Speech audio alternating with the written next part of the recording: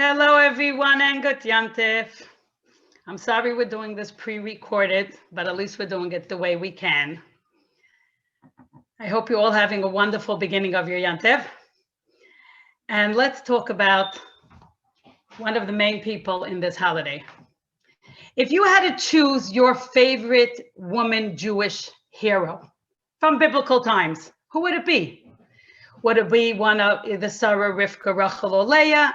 Would it be Queen Esther of the Purim story? Would it be Hannah, the mother of the prophet Shmuel? I know you're hearing this recorded and I can't get your answer, but think in your head, why would you choose that person? Honestly, my favorite woman is Sarah. Well, first of all, we share a name. And Sarah was a princess. I love being a Jewish princess and with everything that comes along with being a Jewish princess. I love everything we learn from her relationship, from her parenting, from the things she did for everyone around her. May I say, I love it that Avraham Avinu was told he should listen to her. I love that part too. But today we're not talking about Sarah, even though I like her. Today we're talking about a fascinating woman in our history who we read about her on Shavuos, which is why we're going to talk about it. And her name is Ruth. She was a princess in Moab. She was a Moab princess. Her father was the king in Moab, and she ultimately became Jew. She converted, and she became the great grandmother of King David. How does it happen that a princess from Moab becomes the queen of Jewish royalty? Like, how did this ever happen? In order to understand that, we need a little bit of background. And we need a little bit of context to understand how the whole thing happened and why we read this on Shavuos. The time period that the story of Ruth takes place in is a time period of the judges. It was a very difficult time in Jewish history. It was after the death of Yehoshua, but before they had a Jewish king. The first Jewish king was Shaul, and that was before there was a king. The nation did not like, nor did they respect the judges. And obviously when the people who are supposed to be running a country are not liked and not respected, and they don't want their guidance and they don't want their direction, it's not a very good setup. This period of the judges lasted for about 300 years. And at some point, because of the people not respecting them, the whole breakdown of the leadership and authority led to a spiritual and a physical famine. Now, because there were no top leaders, they were just the judges that nobody was listening to, in every tribe, the richest and the most learned people were the ones who took responsibility for their tribe. So in the tribe of Yehuda, there was a man and his name was Elimelech. He was very rich and very learned, and he used to take responsibility for his tribe. Now, when the famine happened, he realized he was going to have a very big responsibility and shoulder the burden for his whole tribe. And he felt that he couldn't do it, or he didn't want to do it, not quite sure. But I do know what he did, as it says in Megillas Ruth. It says he picked himself up, he took his wife, Nomi, he took his two children, Machlon and Killian, and he left. And he went to settle in another neighboring a country, and it was called Moab. Elimelech died soon after arriving to Moab, and the young men, Nomi's sons, Machlon and Killian, they married the King Eglin's daughters, Ruth and Orpah, just to show you what a respectable person she was, if the king of Moab wanted her daughters to marry their sons. They stayed there for quite a number of years. They did not have any children. Hashem first took away their cattle, and then took away their money, and then eventually Machlon and Killian both died. Now Nomi is left without a husband, without sons, without money, and she just has her two daughters-in-law.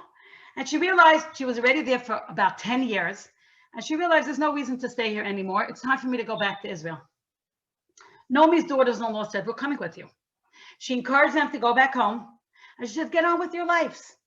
At first, both women insisted on staying with her, and they said, no, we want to stay with you, we want to be with you, we want to go with you, we don't want you to go back by yourself. But Nomi told them, why are you coming back with me? This is your home. This is your culture. This is your place. I don't have any other sons for you to marry. Even if I have a child now, you're not going to wait all those years to marry me. Besides, it's going to be way younger than you. Why? It's ridiculous. Why are you coming back with me? So they started walking with her and they said, no, we're coming with you anyway. And she kept on talking to them and telling them, don't come, don't come. There's no reason for you to come with me. So Orpah decided, after walking a little bit and hearing what Naomi has to say, that she's going back. And Naomi said, go back. It's your hometown, your family, your culture. Go back. They cried. Orpah kissed Naomi and she went back. Ruth, Princess Ruth, having no idea where life is going to take her and what would happen, she insisted that she is staying with Naomi. And she said the eternal words that have become so well known: I will go where you go. I will sleep where you sleep. Your God is my God. Your nation is my nation. I will be buried near you, and only death will separate us. Naomi saw that Naomi made up her mind. And so together they slowly walked back to Israel. When they reached Beis Lechem in Israel, the people were surprised to see Naomi. There was quite a commotion when she got there. This is Naomi? They asked when they saw she was penniless, she was impoverished, and she had once been such a respectable, wealthy woman.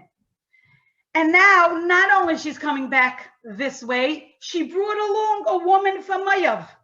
Now, the reason there was such a commotion, because at that time, there was a very big discussion if a woman from Moab is allowed to join the Jewish people. And there was a very big discussion amongst the rabbis if they're allowed to or not, if she's allowed to convert. Now, the reason everyone was out, why was everybody out to see Naomi, was because that day there was a very, very, very big funeral. One of the main leaders of the Jewish nation at that point, his name was Boaz. And his wife had died, and that day was her funeral. Now, because he was so respected, he was so revered, he was one of the leaders, the whole nation came out to her funeral. So Naomi and Ruth obviously joined the funeral, which is why everybody saw her when she arrived. After the funeral, obviously, they went home, and Naomi and Ruth were penniless, and they needed food. So Ruth told Naomi was obviously a lot older than her, I will go to the field and I will collect stalks of grain. Now, the way it works is when in Israel, when wheat and barley is harvested, wheat and barley grow in stalks. And there are special laws for the farmer when he's harvesting the wheat and the barley. If the farmer drops 1 or 2 stalks of wheat or barley, he's not allowed to pick it up and he has to leave it on the floor for the poor to pick up. So Ruth just went to any field and she went to see, are there any stalks on the floor? But she had no idea whose field she was going to. She just went to a field. She didn't know that she ended up hitting the field of Boaz. And that special revered leader who had just lost his wife, he happened to have also been her deceased husband's first cousin. But she didn't know that yet. Ruth went to the field. She knew the laws. She only took what she was allowed to take. Her behavior was very, very modest, and her behavior was very, very dignified. Boaz came to the field, I guess, to check up on his workers, and he noticed Ruth. And he was very impressed with her behavior. And he asked his workers, who is that? And they told him, this is the young woman who came back with Naomi from Moab. Boaz called her over and he said, I have instructed my workers not to bother you. And if you're thirsty, you can drink from my water and you can stay with my maidens. So Ruth asked him, why have I found favor in your eyes? And Boaz said, I have been told of everything you did for your mother-in-law. May Hashem reward your deeds. I know you left your parents, you left your family, you left the royal treasure, and you joined the Jewish people. You're a wonderful woman who is walking in the footsteps of the matriarchs, and Hashem will be with you. When all the workers sat down to eat, Boaz made sure that Ruth got food also. And not only did Boaz invite her to eat and drink with the workers, but he told the workers to purposely drop extra stalks of wheat and barley so that Ruth would have more things to take home and have more food for her and Naomi. When Ruth went back to Naomi, she shared with her what happened. And Naomi is the one who realized that she bumped into Boaz. And Naomi was very happy. Why was Naomi so happy? Naomi was desperate that there should be a continuation for her family. Her husband wasn't in her life. Her sons were in her life. She was hoping that if Ruth would marry a cousin, and that way, and they would have children, that way they would perpetuate her name and their legacy. Naomi conspired to set Ruth up with Boaz and told Ruth to please pay attention where Boaz sleeps at night.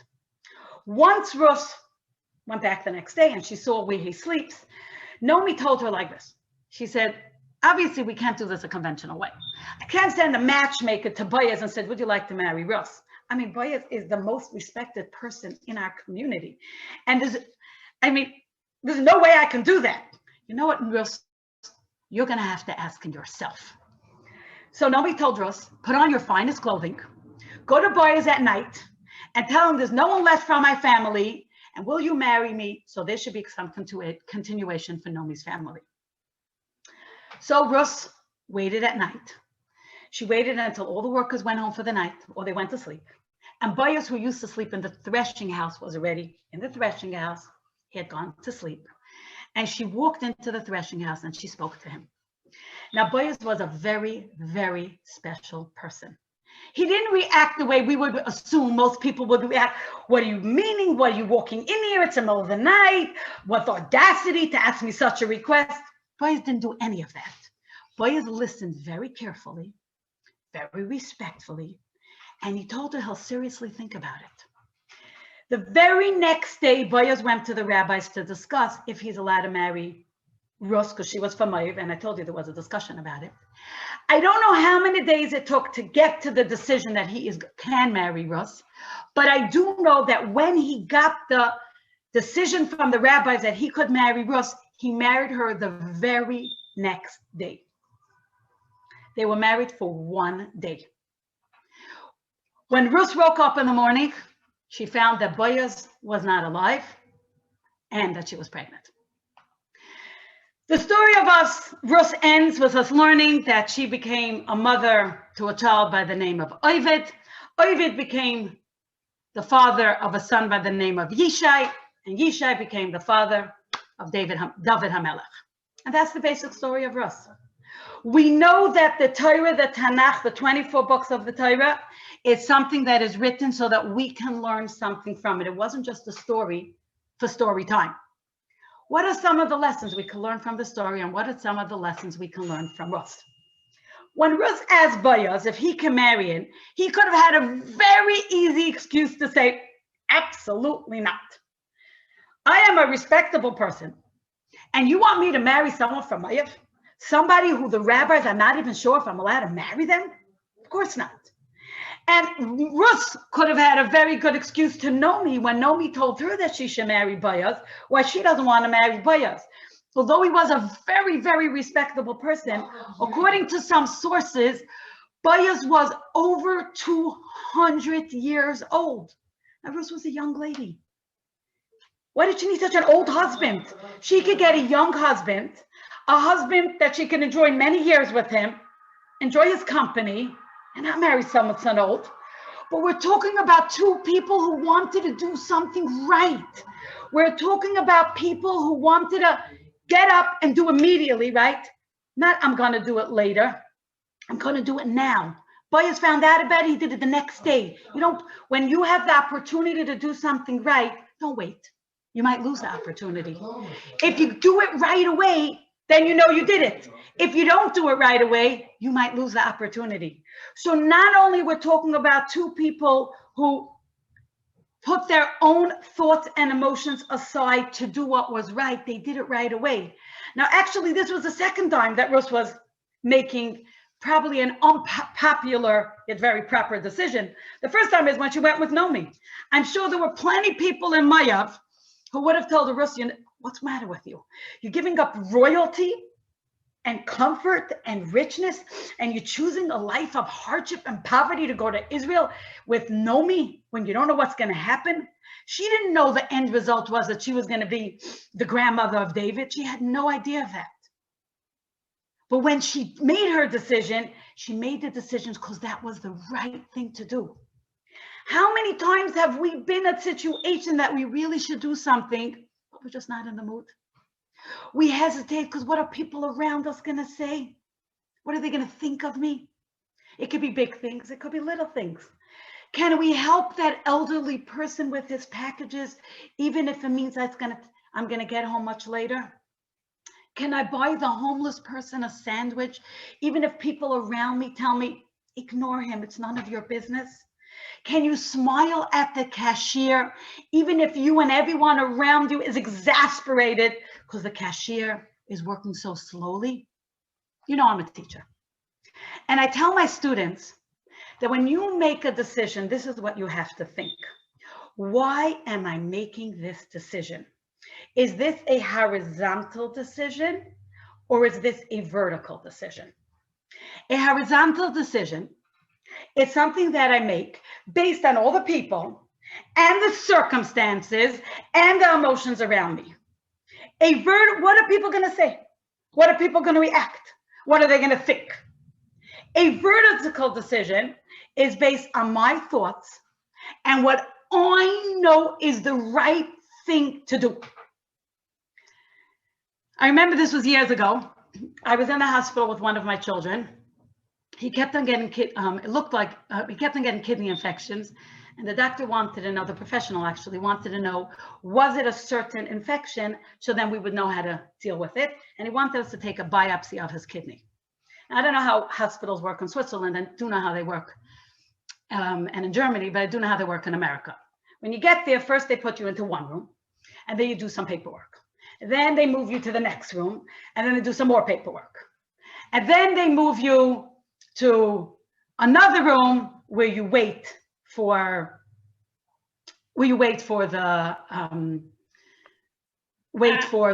the surgeon, and then you just keep on, they keep on moving you to rooms.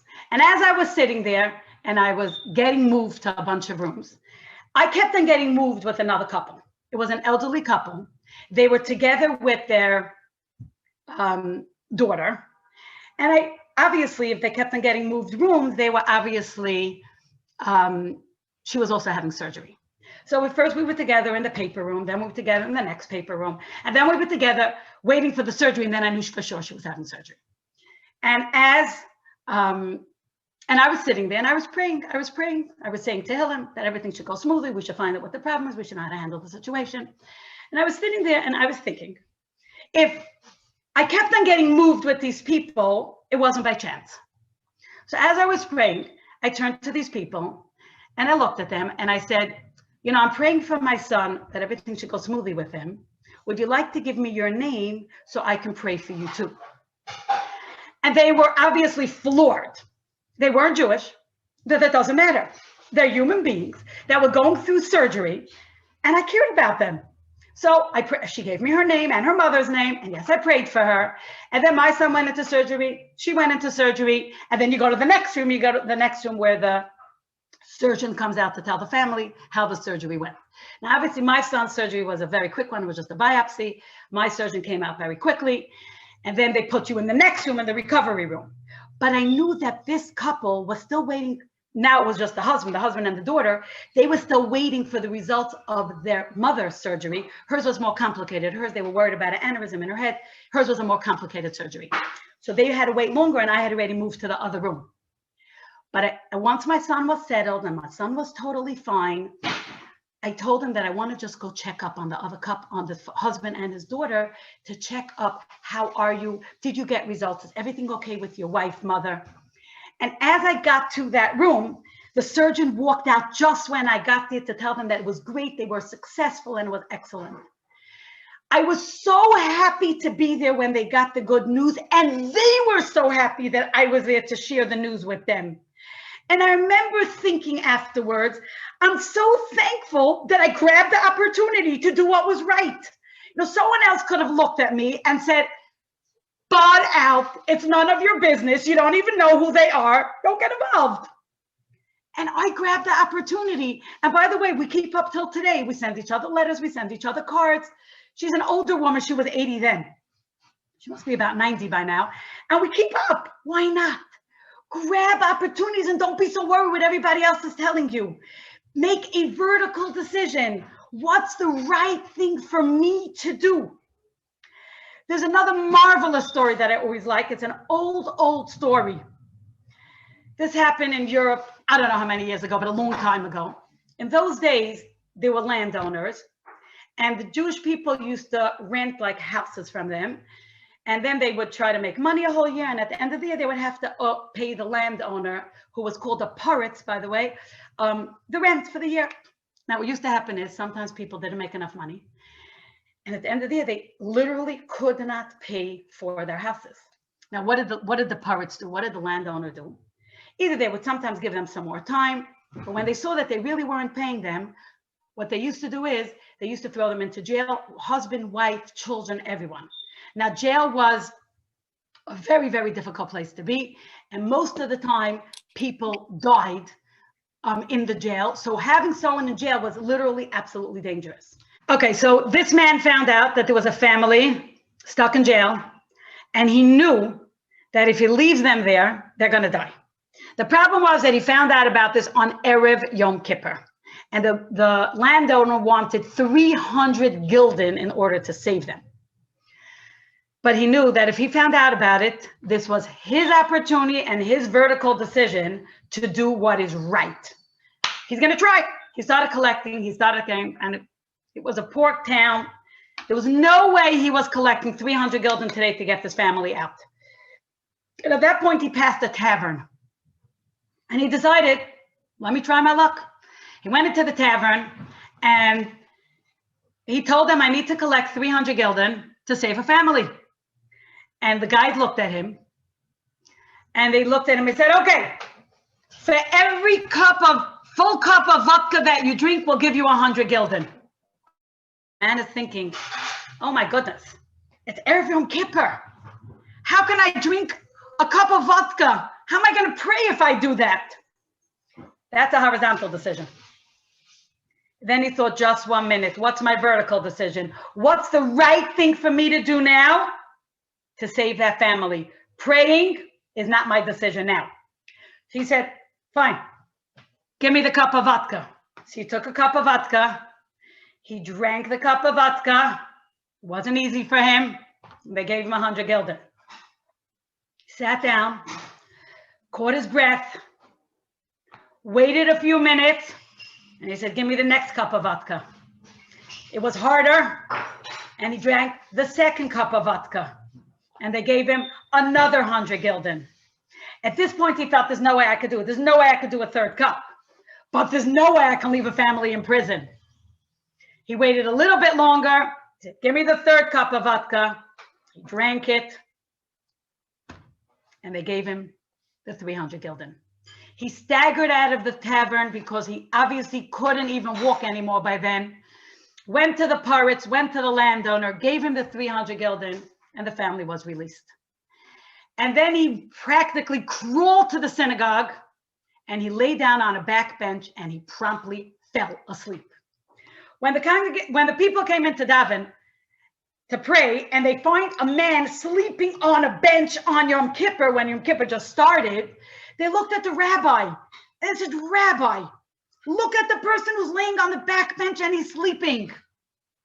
And the rabbi looked at them and they said, and he told the people, he said, this man did what Yom Kippur was supposed to accomplish. Let him sleep. Making a decision is not what everyone's going to say. Making a decision has to be what's right. And we have to grab the opportunity right away. Shmuel didn't say, I'm waiting till after Yom Kippur and then I'm going to get the 300 gulden. He didn't know if they'd be alive by then. I found out today, I got to do it today. And that's one of the first things that we have to learn from Ruth and from Boaz, actually. When I need to make a decision, make a vertical decision, what's the right thing to do. Don't be so worried about what everybody else has to say and do it right away. But honestly, it's very nice to tell ourselves, get out of the way. Don't let your emotions, don't let people, right? But come on, I'm a human being. I have feelings. I have emotions. How do you really expect me to do that? Really, come on.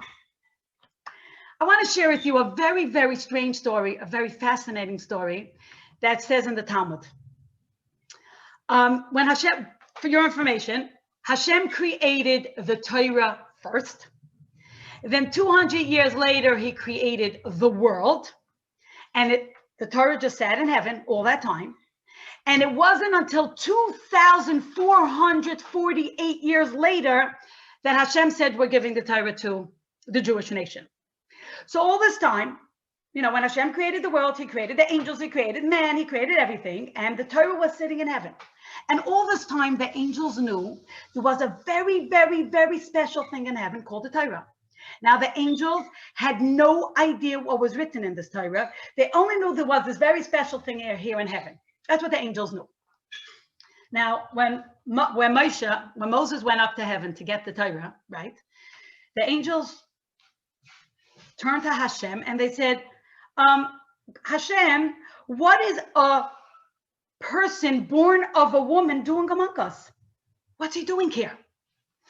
So, how is a mortal man trying to get up to the level of angels? So Hashem responded, he came to get the Torah. He's not staying here, he just came to pick up the Torah.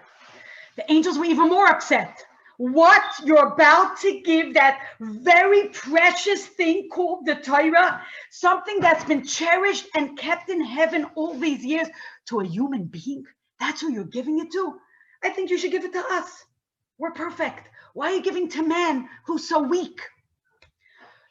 So Hashem turned to Moshe Rabbeinu, and Hashem told Moses, I need you to answer it. I need you to answer them because I need you to know why you're getting the Torah. So,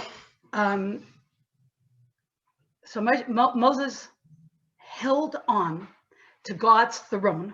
You realize he's facing a whole slew of angels. And God gave him the confidence to be able to answer them, because otherwise it wouldn't have been possible for him to do it himself. And he says, he turns to the angels. Moshe turns to the angels and he says like this.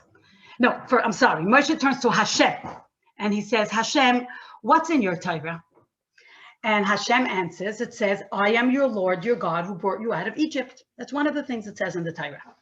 So Moshe then challenged the angels and he says, did you go to Egypt? Did you work for Pharaoh? Were you enslaved? Were you there for 210 years? And the angel says, no. We were living a blissful life up here in heaven. And then Moshe Rabbeinu continues and he says, Hashem, what else is written in your Torah? And it says, and Hashem answered, thou shalt not have any other gods. So then Moshe confronted the angels again. Are you living among nations that worship idols? Now I want us to really understand what his question was. When we think of idol worship, we just think of idol worship as someone who's bowing to an idol. But really, the idol worship was something that revolved around sex and around personal pleasure. That was the main part of idol worships, because the idol worshipers believed that this behavior was a service to their gods. So Moshe was asking the angels, do you live in a society which challenges your daily sex and your personal pleasures? And the angel said, nah, we're angels. So Moshe continued, what else is in your Torah? And Hashem answered, keep the Shabbos, honor your father and your mother, don't murder, don't be jealous, don't steal. So Moshe challenged the angels again. Do you work hard? Do you need to rest? Do you have fathers? Do you have mothers that you have to honor? Did you even have jealousy among you? Do you even have an evil inclination? When the angels heard that, what Torah is really all about, they agreed that man was the perfect messenger to get the Torah. Why did Hashem choose man? Hashem chose man because we can overcome negative and destructive urges and choose goodness.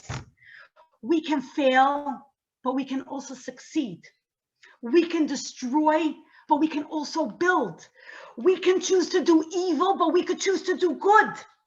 Hashem chose us because we're imperfect. Hashem chose us because we're the perfect people to do what he wants us to do. Angels are perfect, but they have no free choice. They have no struggle. They cannot fail. They can't choose to do good because they're just insequentially good. Hashem chose us because we have the ability to choose. Hashem knows we'll fail. And Hashem knows we'll fail sometimes, and that's okay. The constant struggle and the thought process to do what is right is exactly the mission of what Torah is all about. I know we're not always going to do everything right, but that's why Hashem chose us. If you fail today, try again tomorrow. You woke up in a really bad mood today. You blew your stack. Your friend called. She needed a listening ear, and you didn't have patience to talk to her. You snapped at your daughter for leaving a mess in her room. It's okay. You're human. We all have our hard days. As long as we apologize and we take responsibility for what we did, get up and shape up. We can do it. It's our job that no one else can succeed because only we're human beings. And that's why the Torah was given to us. Because we have the power to do it right the next time. You know, I was always very puzzled about a certain medrash. You know, they're talking about Yaakov Avinu, our father Jacob, when he was running away from getting killed. He didn't want to get killed by Esav. And it says that first he ran away, he learned for 14 years, and then he was continuing to go and he fell asleep. And the medrash tells us, the pasuk tells us that he had a dream. He had a dream of a ladder. And the feet of the ladder were in Beersheba, Rashi says. The middle of the ladder was over the temple, and the top of the ladder was in heaven. And I was always very puzzled. Why was the temple in the middle of the ladder? Why was it on the top? You know, the holy temple, why the top? Why was it in the middle? And then I realized, what does the holy temple symbolize? The holy temple symbolizes work. The holy temple symbolizes struggle.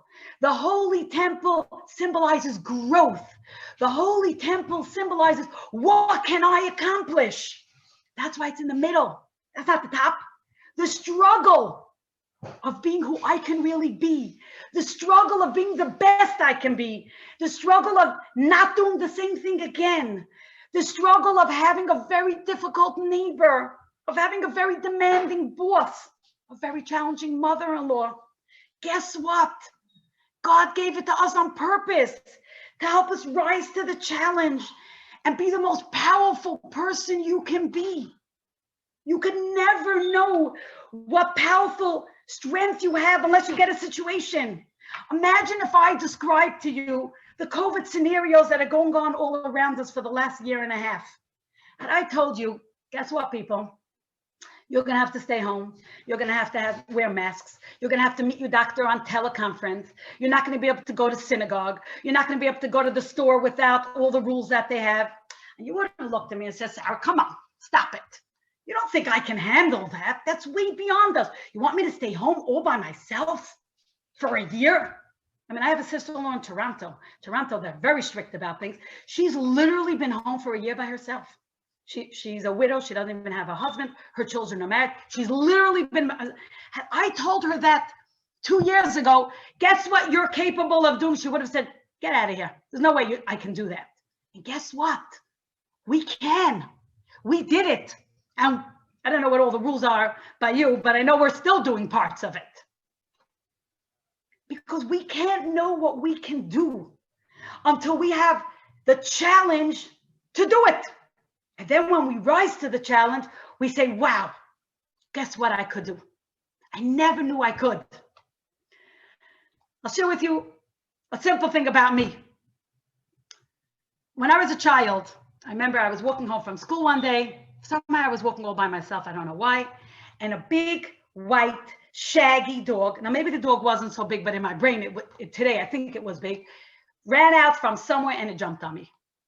And obviously, I was left with a tremendously big fear of dogs. Scared of dogs. I saw a dog. I crossed the street. I was in a park with the dog. I would leave if I had to. I was very, very scared of dogs. And it seems that Hashem wanted to say, guess what you can do? And my son got a dog. He wasn't living home at that time, and he felt the dog would be beneficial for him, and he got a dog. Guess what? When my son got a dog, and you know I have a very close relationship with my son, I said, guess what? Rise to the challenge. Climb up one more rung on your ladder. You can do it. I did go to someone to help me. I went for one session to help me learn not to be scared of dogs. And guess what? I'm not scared of dogs anymore. Happens to be, it's a pleasure not to be scared of dogs. It's a pain in the neck to be scared. It's a waste of emotional energy, and there's nothing to be scared about. It was all in my head, and I knew it was all in my head. But I never, ever, ever thought I had the ability not to be scared. I was scared of dogs. That was a horizontal decision. When I made a vertical decision, guess what? I'm not scared of dogs anymore. Had you told me years ago that I'm not going to be scared of dogs, I would have told you, no way, I'm petrified. But we can do it. We can do it. We just have to rise to the challenge and stop saying I can't. Stop saying it's beyond me. It's too much for me. Let's keep on climbing rungs on the ladder. That's our struggle. Don't just stay stuck. I can. And there's one more thing I want to add. You know, we don't only see the results of our actions, but we also see the ripple effect of our actions. Sometimes we see the ripple effects of our actions. Boaz was very impressed what Ruth did. This is another thing we see in the story. Boaz was so impressed with what Ruth did that he was ready to do, she did such a great favor for her mother-in-law. He was ready to do a great favor for her, to do it, that no one should have a continuation for her family. And he did, and it did happen. Whatever we do has a ripple effect, either negative or positive. Everything we do has a ripple effect. So let's say I'm going to the store and I go into a taxi and I smile and I thank the taxi driver and I make him feel good. So he's very calm to the next passenger that gets in. Now that passenger happens to be having a very hard day. And because the taxi driver is calm with her, she calms down. She gets to work and she talks nicely to her coworkers, who, when they go home, they're pleasant to their families because they were made to feel good. Do you see how the ripple effect happens? And then they do their homework and their housework nicer. And that's all because I smiled and was nice to the taxi driver. I don't only get rewarded for being nice to the taxi driver, I also get rewarded for the entire ripple effect that happened in the whole story. We see this with Boaz and Ruth. We see the ripple effect and the reward they got, that they became the grandparents of King David. A story that my first cousin just told me. We all know this horrendous story that happened just now, like by in Miron, and we lost 45 special people, and there were thousands of other people there, and her son was there, and she was describing to me that her son was literally under the rubble. And somebody pulled her son out, and her son's alive. And she really wanted to know who's the person who pulled her son out so that she could thank him. So she said she has a brother in Israel, and he got a hold of the footage, and he spent hours going through the footage to find the spot of where her son was laying and try to see who is this person that pulled her son out. This cousin of mine, who lives here in Monsey, she has someone from Israel that comes to her pretty often, by what I understand. I'm not quite sure what she helps her with, but she's helping her with a bunch of stuff. When they got to the footage and they saw who was the person who pulled her son out, they realized it was the son of that lady that she's been helping for years, that's staying in her house right now, that saved her son. Isn't that a special ripple effect? Isn't that amazing? She never meant to help this lady so that in turn she'll have the reward of having her son's life literally saved. So she's one lucky woman that she saw the ripple effect of her actions. And that's the message of the Megillah of Ruth. The message is that Hashem chose us to get the Torah, to accept this mission, because we are his agents in this world, to make a choice, because our choice matters. Can we keep on making vertical choices and not horizontal choices? Could we think what's the right thing for me to do now? And we have the ability to reach heights that we never knew we could. But take the challenge, try, climb, do it. And then you'll be amazed how much you can accomplish. And I will just give all of us a blessing. May we have the ability to think, to process, to do, to accomplish, and may we see the wonderful ripple effects of our actions as well, because it definitely makes it easier in the long run. Have a wonderful Yom Tov.